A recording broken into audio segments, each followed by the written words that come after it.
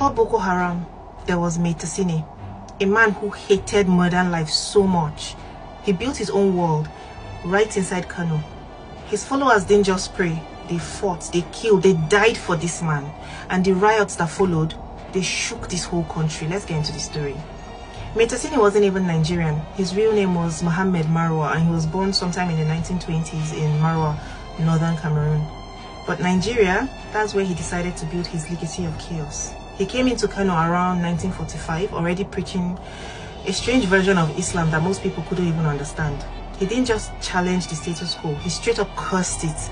In fact, the nickname Maitatsine literally means the one who damns in Hausa, and he wore that name proudly, like a badge. Now, this man didn't believe in the hadith. The hadith is, they are the sayings and the actions of Prophet Muhammad that many Muslims use to understand and practice Islam. He didn't rate the fiqh either. That's like Islamic law based on scholars' interpretations of the Quran and the hadith. Maitatsine rejected all of it. He didn't even believe Prophet Muhammad was a true prophet. No jokes. Maitatsine claimed that he was the real prophet above all other prophets. And he didn't stop there.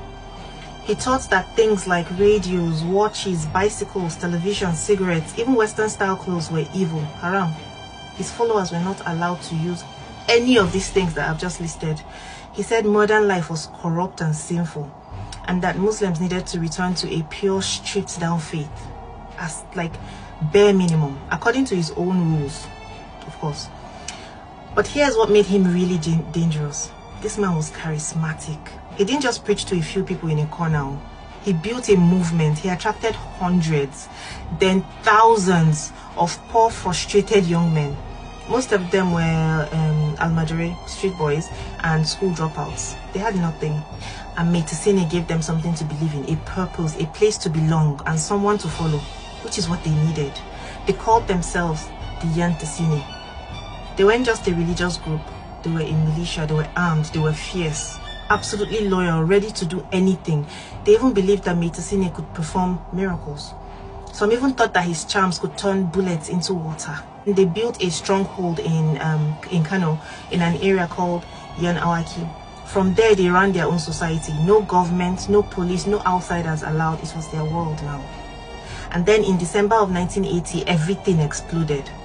On December 18th, the Maitatsine, they launched a full-blown uprising in Kano. They attacked police stations. They clashed with other Muslims. They declared war on anybody who was not following Maitatsine.